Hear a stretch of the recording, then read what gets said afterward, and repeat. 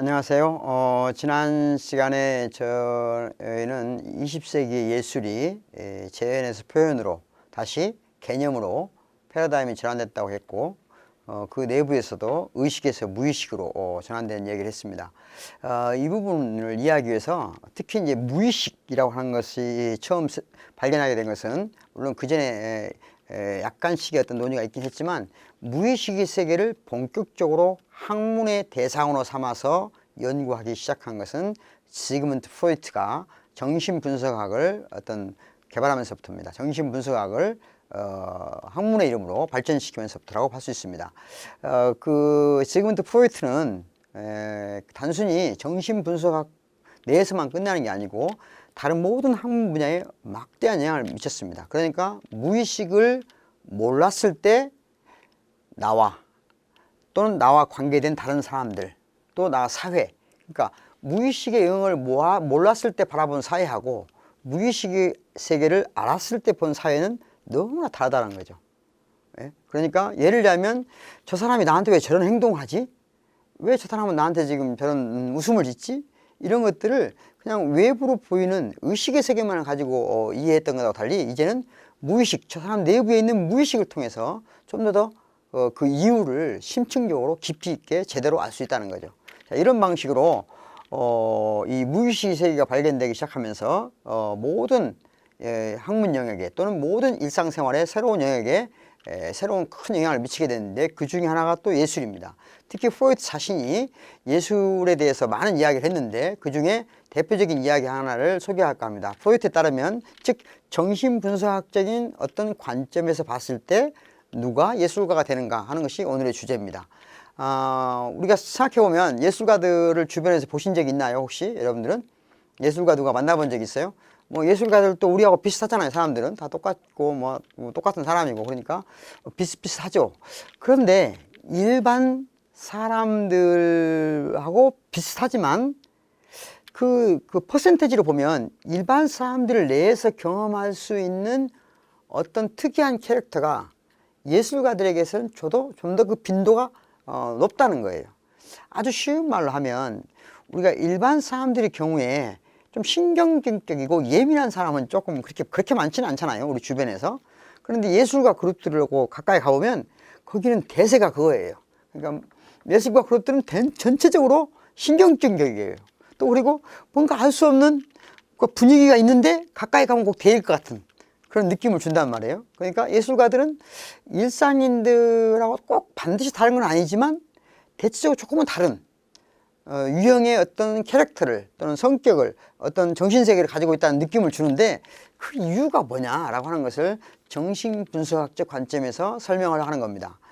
정신분석학에서 좀 더 쉬운 정신분석학적인 어떤 문제에서 가장 첫 번째 보시면, 우리는 정신분석학뿐만 아니라 모든 살아 있는 것들은 삶에 대한 충동을 가지고 있어요. 살고 싶단 말이에요. 더 오래 살고 싶어요. 살아남는 방법은 두 가지 방식이 있는데, 내 생명을 오래 하는 방식이 있고 종족을 번식하는 방법이 있겠잖아요. 그러니까 생존을 늘리는 두 가지 방식이, 하나는 내 생명을 늘리는 것, 또 하나는 나하고 똑같은 생명을 계속 양산해내는 것. 이 두 가지 방식이 있지 않겠어요? 어쨌든 생을 향한 충동, 그 생명을 향한 충동, 이것을 에로스라고 합니다. 그래서 삶의 본능이라고도 하고 생에 관한 충동이라고 하고, 우리는 일반적으로 에로스 그러면 사랑만 생각하잖아요. 사랑. 그런데 사랑의 뿌리에는 뭐가 있어요? 남녀간에 어떤 육체적 관계가 있잖아요. 그 육체적 관계의 핵심은 뭐겠어요? 기본적으로 생을 향한 충동이라는 거죠. 생명을 향한 충동. 뭐 꼭 그냥 그렇다고 해서 아기를 낳기 위한 충동이다 이렇게 생각하지 마시고요.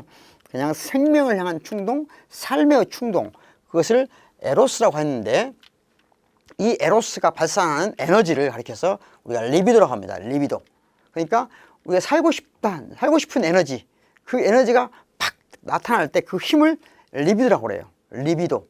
심리학 또는 정신분석 용어니까 쉽게 설명드리더라도 이해하시기 바라겠습니다. 그러니까 리비도를 우리가 갖고 있는데, 누구나 우리는, 이 인간은 어떤 게 있냐면요, 내 안에서만 나를 찾을 수가 없어요. 내 바깥에 내가, 예를 들면 아주 쉬우면, 내가 뭔가를 내 의지대로 바깥이 뭔가 움직이는 걸 보면 인간은 큰 삶의 충동을 느껴요. 살아있다는 걸 느낀단 말이에요. 그러니까 내가 예를 들어서 학생 손 들어봐. 근데 학생이 손 들었어. 그러면 뭔가 내 말에 의해서 학생이 움직이잖아요. 그 움직이는 걸 보면 사람들은 자기가 살아있다는 걸 느낀다는 거죠.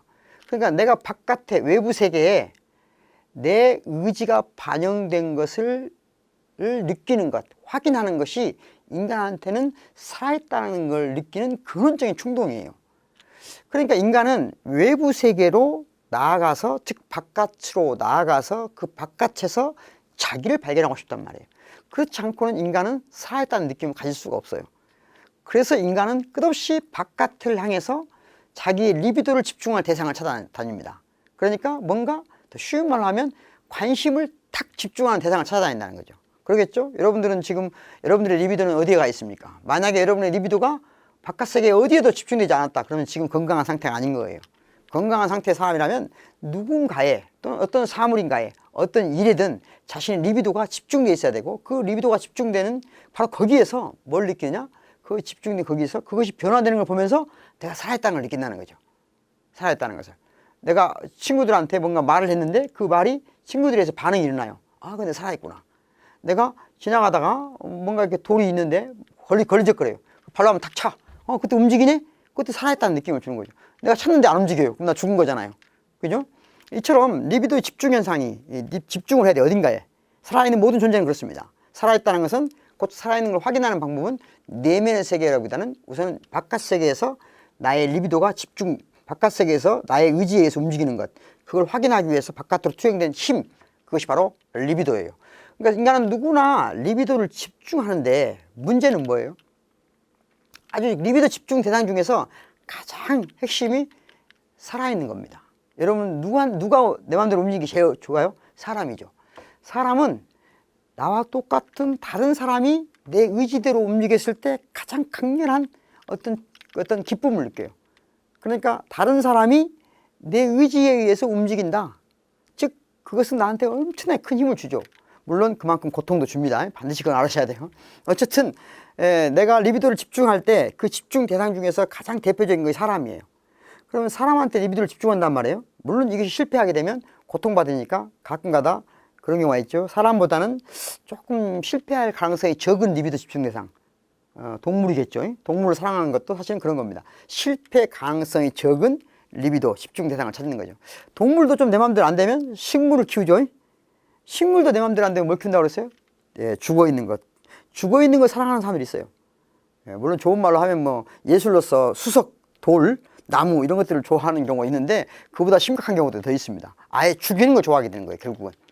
결국은 죽이는 걸 좋아하게 되는 거예요. 그러니까 생애의 충동, 즉 보다 살아있는 것, 더 나아가서 인간에 대한 사랑이 확장되고 발전돼야만 우리는 죽어있는 것에 대한 충동 또는 죽이에 대한 충동을 줄일 수 있다는 거죠. 자, 그러면 여러분이 누군가에게 어떤 여인에게 또는 어떤 남성에게 리비도를 집중했어요. 뭔가 저 사람에게서 내가 뭔가 내 생이 살아있다는 걸 느낀다는 거죠. 그가 내 사랑을 받아줄 때 나는 정말 날아갈 것 같죠. 온몸이 구석구석의 온몸들이 다 살아서 움직이는 것 같은 그런 느낌을 주잖아요. 자, 그런 방식으로 리비도를 집중한단 말이에요.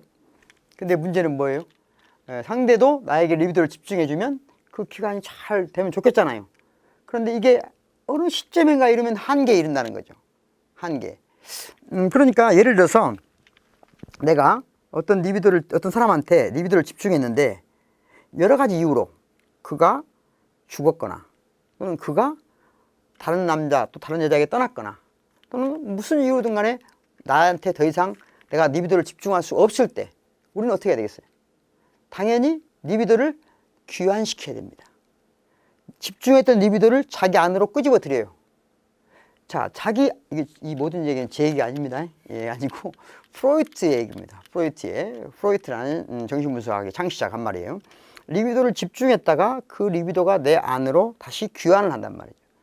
자, 리비도를 바깥에 집중했다가 안으로 귀환할 때 상처가 크겠잖아요. 마음의 상처를 받겠죠. 그러니까 바로 나가지 못하고 조금 머뭇거려요. 집에서 내 무의식 속에서 머뭇거린단 말이죠. 그래서 이제 어떤 사람들은 다시 다른 사람에게 리비도를 집중하기도 하고 아까 말한 대로 다른 동물, 다른 식물 또는 죽어있는 것에 리비도를 집중할 수 있겠죠. 어쨌든 95%의 사람들은 리비도를 집중했다가 다시 거기서 실패하게 되면 다시 안으로 들어와서 일정 기간 동안 자신의 무의식 또는 의식 세계에서 머뭇거리다가 다른 리비도 집중 대상을 찾아서 나아갑니다. 이렇게 옮겨 다니는 거예요. 욕망이라고 하는 거예요. 리비도라는 것은. 그래서 욕망의 화신인 리비도는 기본적으로 환유한다, 옮겨 다닌다. 이것이 95%의 아주 건강한 사람입니다. 그런데 가끔가다 그게 안 되는 사람이 있어요. 그러니까 누군가를 사랑했는데 그게 실패했어요. 내 안으로 들어왔어요. 리비도가. 그런데 나가지를 못하는 거예요. 그런 사람들을 보고 우리는 그런 말 하죠. 얼마나 그 사람을 사랑했으면 그럴까. 물론 그럴 수도 있습니다. 너무 사랑해서. 그런데 사실은 정신분석학적으로 보면 그냥 건강하지 않은 거예요. 뭔가가. 이 건강하지 않은 사람들, 무슨 이유에든 리비도를 안으로 귀환했다가 밖으로 나가지 못하는 사람들은 자기 내부에서 헤매게 됩니다. 즉 자기 내면, 무의식의 세계로 침잠에 들어가서 돌아다니는 거죠. 그런데 제가 언젠가 그런 얘기 했는지 한 것 같은데요. 우리의 의식은 과거를 기억할 때 아름답게 기억하려고 하는 특성이 있어요. 여러분들 지금 엄마 아버지한테 옛날에 받았던 고통을 기억하십니까? 친구한테 받았던 고통을 기억하세요? 대체적으로 엄마 아버지가 나한테 했던 고통보다는 좀 좋은 얘기로 많이 기억을 하잖아요. 그죠? 그런데 무의식의 세계는 반대예요. 의식은 과거를 좋게 아름답게 기억하려고 하는 경향이 강하다면 무의식은 아름답지 않은 것, 고통스러운 걸 중심으로 기억을 해요. 안타깝게도 그렇습니다. 그러니까 우리가 의식의 세계에서 무의식의 세계로 침잠에 들어가면 그 안에는 온갖 상처들이 여기저기 막 덧나 있어요.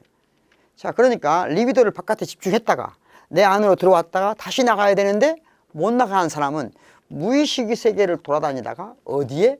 즉 고통이, 과거에 받은 상처가 그 안에 침잠하게 돼요. 그 안에 머뭇거리게 돼요. 이 무의식 속에 남아있는 과거의 상처를 전문적인 용어로 트라우마라고 합니다. 요즘에는 많이 들어보셨을 거예요. 예전에는 참 생소한 말이었는데 요즘은 트라우마가 교양 언어라기보다는 상식이 됐는데, 트라우마란 언젠가 예를 들어서 엄마가 어린 시절에 이러저런 이유로 나한테 준 상처가 분명히 우리 무의식 속에는 어딘가에 남아있어요. 근데 엄마가 잠깐 지금 생각해도 크지 않은 어떤 상처는 괜찮아져. 근데 사람에 따라서는 그 상처가 아주 큰 사람이 있을 수가 있어요. 큰 상처가 무의식에 있을 수가 있어요. 그러면 바깥으로 다시 리비도를 집중하지 못한 사람이 자기 안으로 무의식 세계에 들어와서 무의식 세계 중에서 어떤 상처에 딱 고정돼 버려요. 어떤 상처에 딱 빠져버려요. 트라우마에 딱 빠진다 이 말이에요. 그런 사람들은 이제 문제가 뭐냐, 이 리비도 거기서 바깥으로 나가지는 못한 리비도가 온통 자기의 내면적인 상처에서 막 상처를 휘줍는 거예요. 휘주고 파요. 자, 여기에서 말씀한 대로 바깥으로 나가진 5%의 사람들이 여가 있습니다. 이 사람들은 둘 중에 하나예요. 이 상처를 계속 휘업하면 우리가 흔히 말하는 대로 정신질환, 우리가 미치는 거죠. 사실 아주 쉬운 말하면 미치는 거예요. 그러니까 각종 다양한 형태의 정신질환을 앓게 됩니다. 마음의 상처 때문에. 거기서 계속 헤매니까 정도가 심해지면 우리가 흔히 말하는 대로 정신병을 받는 거죠. 정도가 심하기 전에 상담을 받는 게 좋습니다. 이 상처를 치유를 해야 되거든요. 그러니까 여러분들도 혹시 내가 바깥에 집중을 못하고 내 내면의 세계에 막 상처받은 것을 계속 헤집고 다니면서 내가 막 삶이 왜곡되는 것 같다, 그런 느낌이 오면 가까운 상담사를 찾아서 상담을 받아야 됩니다. 그래서 빨리 이걸 치유를 해야 돼요. 어쨌든 이 내면의 상처에서 어떤 사람들은 계속 회집는단 말이에요. 회집는데 회집다가 이것으로는 안 되겠다. 그래서 바깥으로는 못 나가지만 그 내면에 있는 상처 가운데에서 새로운 가상을 만들어내는 사람이 있어요. 가상적으로. 그러니까 실제 세계가 아니라 가상 세계에서 리비도를 집중할 대상을 만들어내는 사람이 있다 이거죠. 다시 말하면 가상 상처 가운데서 그 상처를, 이 무의식적 상처라는 것은 가장 중요한 특징이에요. 완벽한 치료는 없습니다. 제가 알고 있는 상식으로는. 단 이 무의식의 상처는 바깥으로 드러내서 표현되는 것이 치료의 출발점이에요. 바깥에서 상담을 받는 게 중요하다는 거죠. 그러니까 이야기하는 것이. 그러니까 어떤 예술가는 무의식, 또는 정신병자는 이 무의식에 침잠해서 상처를 해입다가 어떤 일군의 사람들은 이 상처를 계속 해비는 게 아니고 그 안에서 바깥으로는 안 나가지만 내부에서 리비도를 집중할 어떤 가상세계를 만들어낸다는 거죠. 바로 그 사람들이 예술가라는 거예요. 그러니까 예술가와 정신질환을 앓는 사람들 간의 차이는 아주 사소한 거예요. 그러니까 우리가 정신질환을 앓는 사람들도 보면 뭔가 똑똑한 면 있잖아요. 뭔가 세계를 막 후리치면서 뭔가 진리를 말하는 것 같은 느낌을 주잖아요. 그러면서도 우리 곤란하게 하는 경우도 있고 어떤 그런 것이 정신질환의 세계인데 또 다른 측면을 보면 예술가도 그런 측면이 있잖아요. 그러니까 예술가는 가상세계를 통해서 그 가상세계, 즉 가상세계에다가 리비도를 집중하는 사람이 예술가라면 그렇지 못한 사람이 정신적인 어려움을 겪게 되는 것이다. 이런 얘기가 쭉 있습니다. 그래서 리비도를 기본적으로 성적 에너지인데, 성적 본능인데 그것을 탈성화시키는 거예요. 성적인 것에 강한 어떤 에너지를 탈성화, 성적인 부분을 승화시킨다는 거죠. 승화시켜서 예술을 만드는 것이다. 이게 그래서 프로이트가 그런 설명을 한 건데, 이 프로이트식으로 예술가들을 이해하게 되면 대체적으로 어떤 예술 작품을 봤을 때 이 예술 작품의 창작자는 어떤 트라우마, 어떤 내면의 상처를 갖고 있었구나. 바로 그 상처 때문에 이런 작품을 만들었구나 하는 것을 읽어낼 수 있다는 거죠. 바로 그런 맥락에서 오늘날 미술치료라는 게 있는 겁니다. 미술치료 주변에 많이 보셨죠? 그러니까 어떤 사람이 미술치료 가보시면 여러 가지 미술치료도 여러 가지 방법이 있어요. 여러 가지 방법이 있는데 가장 초보적인 단계가 뭐냐면 그냥 그림을 그리게 하는 거예요. 아니면 뭔가 도구를 주고 놔오라고 그래요. 모양을.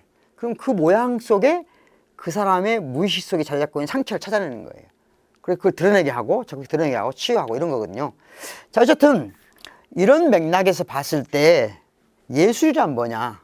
예술이란 사물을 사람으로 바꾸고 생명이 없는 것을 생명을 가진 것으로 바꾸는 것이라고 그랬어요. 다시 말하면 예술은 일종의 이 가상세계 내에서 새로운 리비도를 집중하려면 예를 들면 이런 거죠. 마치 죽어있는 돌 속에서도 생명의 어떤 것을 찾아내는 거예요. 가상적으로. 그래서 그것을 예를 들면 로댕이라든가 이런 유명한 그 조각가가 그런 말을 했죠. 나는 내가 어떤 것을 조각하고 싶어서 돌을 갖다 깎는 게 아니다. 어떤 돌을 보니까 그 돌 속에 어떤 세계가 예를 들면 어떤 돌 속에 한 사람이 꿈틀거리고 있는 거다.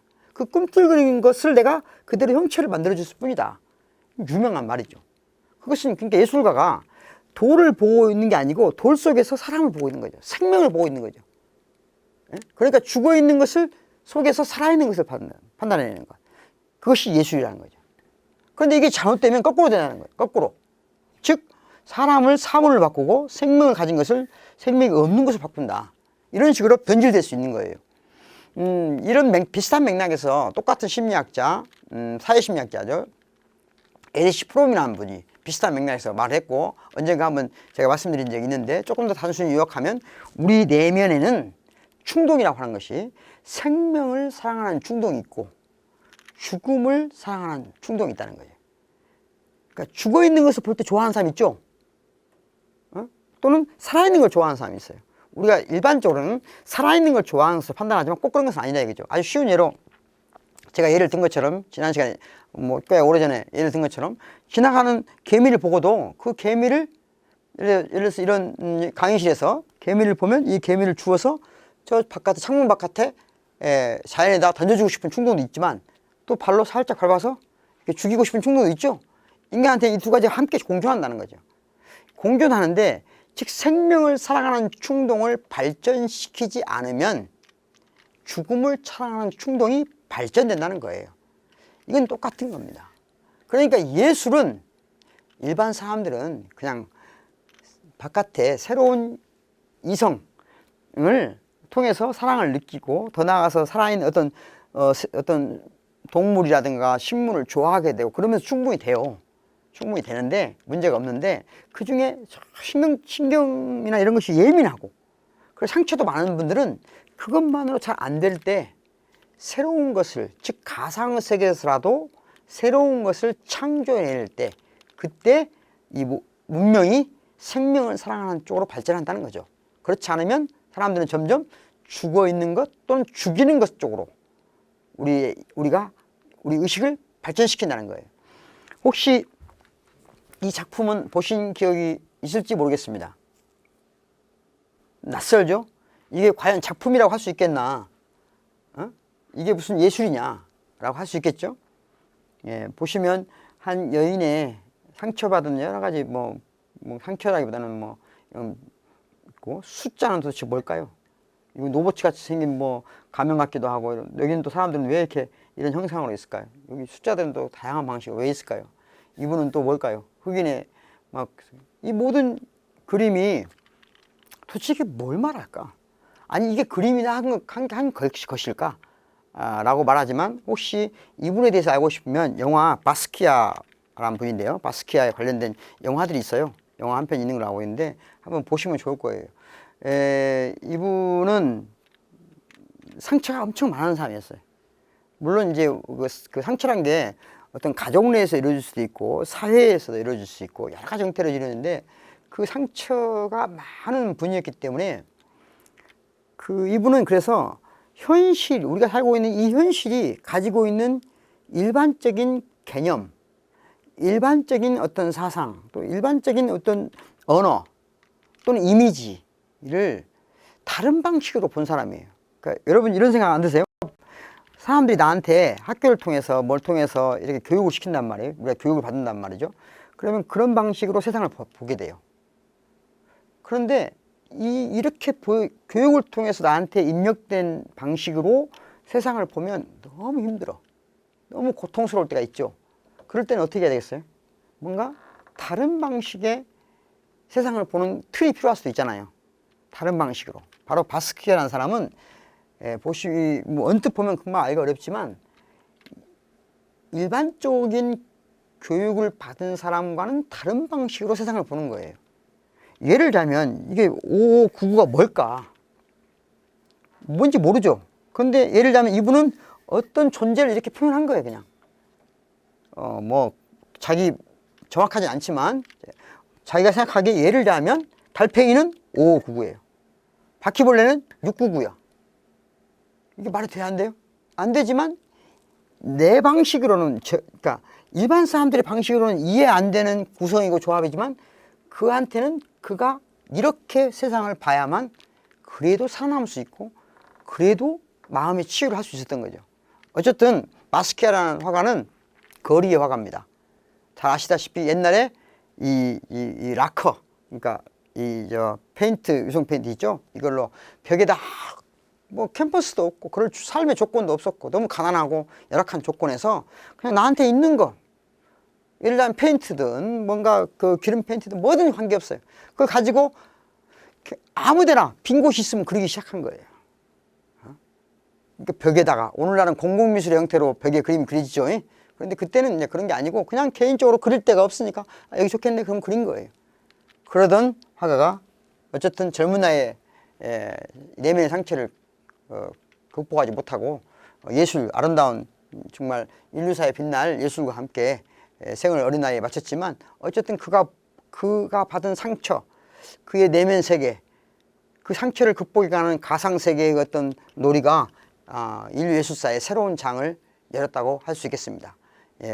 어쨌든 누가 예술가가 되는가 하는 건 20세기의 예술을 이해하는데 아주 중대한 문제입니다. 그러니까 무의식의 세계가 이제 예술에 본격적으로 진입하게 됐다는 거죠. 다음 시간에 좀 더 이 관련된 예술 사조를 설명하면서 말씀을 드리도록 하겠습니다. 수고하셨습니다.